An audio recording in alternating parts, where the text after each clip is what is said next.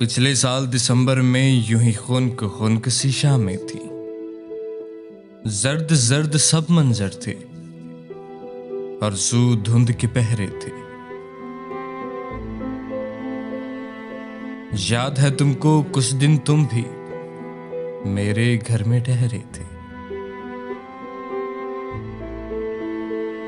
तब से लेकर अब तक ये घर यादों के हिसार में है।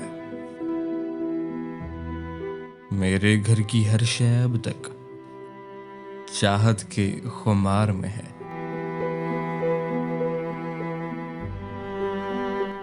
एहसास-ए मोहब्बत बाकी है, एहसास-ए मोहब्बत बाकी है, संभाला है अगरचे खाली है,